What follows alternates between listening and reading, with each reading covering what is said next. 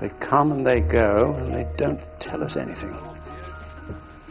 One presumes they're pursuing some line of inquiry. So inconsiderate. Pass the marmalade, there's the honey. So, Elaine, I gather you're going to marry, what's his name? Gerald. Gerald. Yes, Gerald. And then what? We plan to start a school.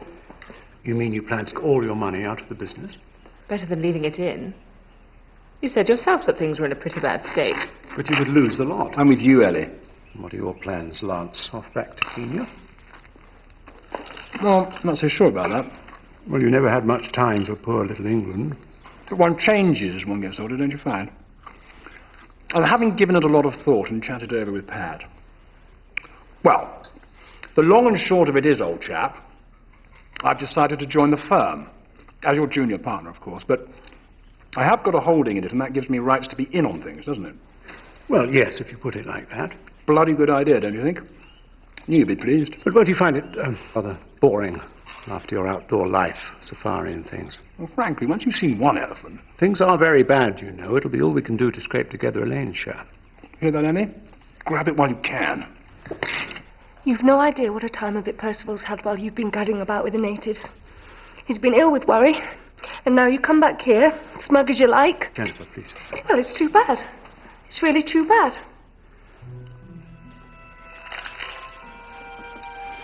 Frightfully stuffy in here, don't you think?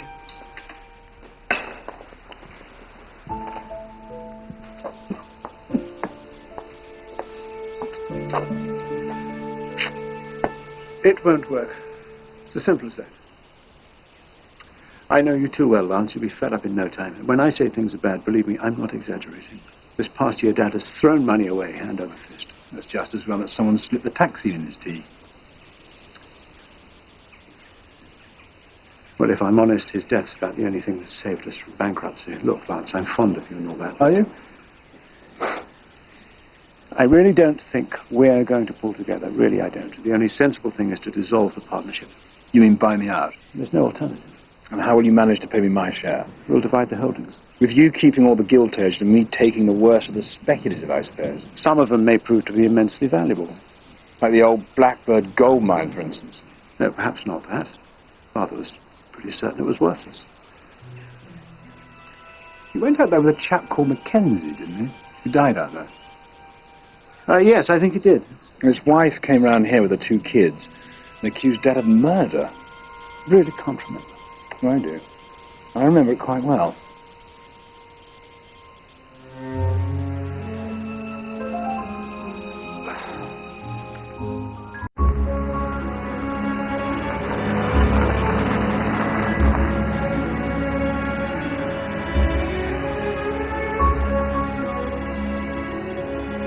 It's very kind of you to see me, Mrs. Mackenzie.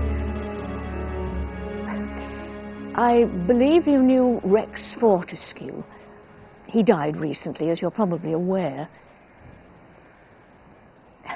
I believe you once paid him a visit. He'd been connected with your husband, had he not, over a certain mine in Africa? The Blackbird mine, Mrs. Mackenzie.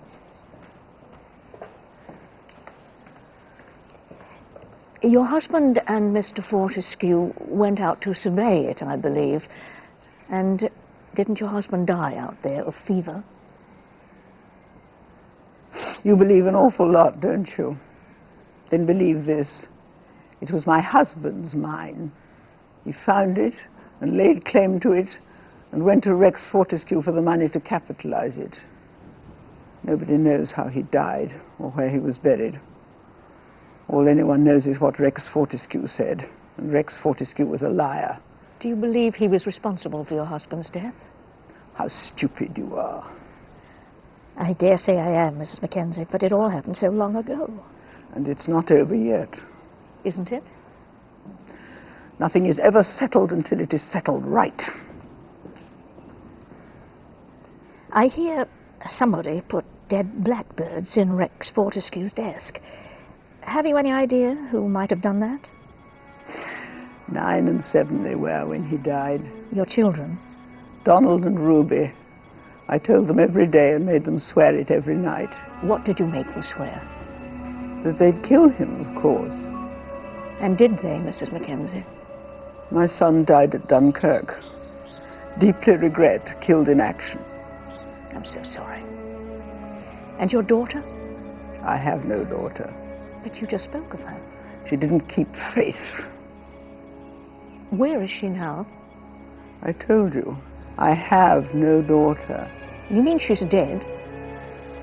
It would be better for her if she were.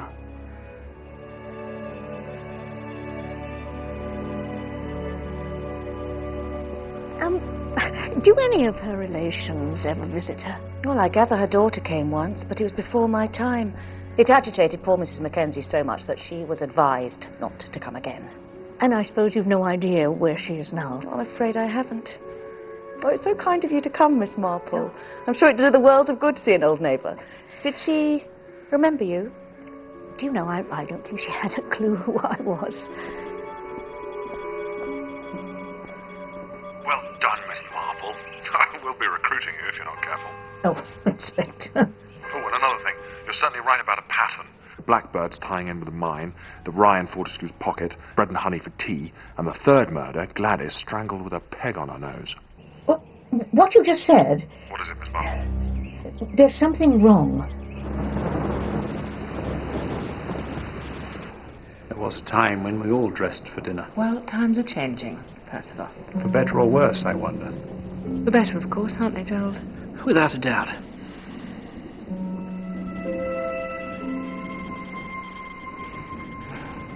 Filthy night.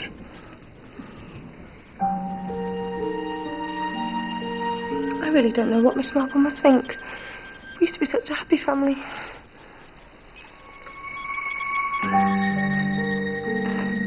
Are you enjoying this part of the world, Miss Marple? Well, out of the circumstances, Mr. Fortescue. Where's Pat?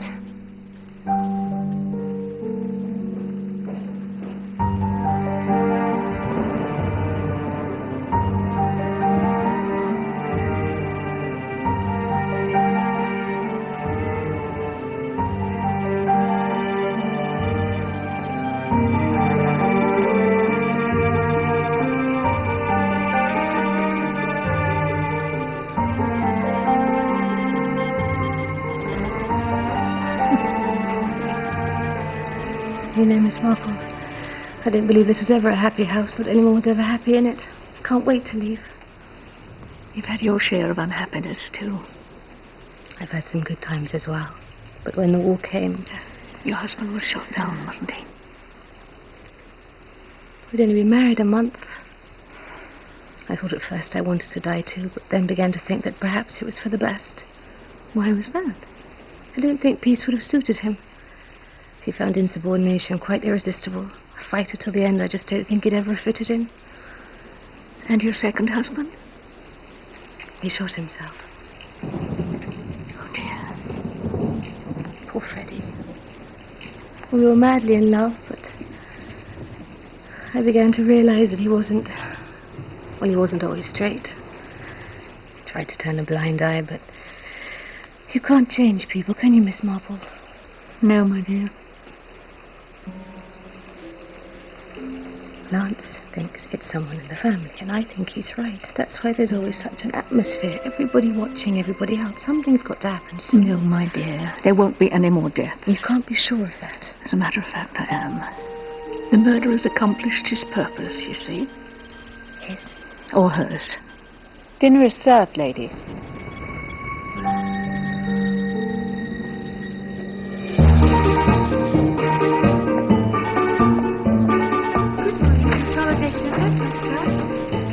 Good morning, ladies.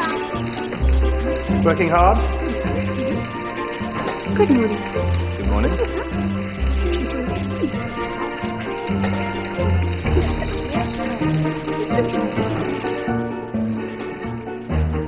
Miss Grosvenor, Lancelot Fortescue. Oh. You're even lovelier than I'd imagined. Mr. Fortescue. Inspector. Mr. Fortescue. There's no getting away from you, is there? First day. Yeah. Quite the new boy. Well, you certainly look the part. Well, that's the easy bit.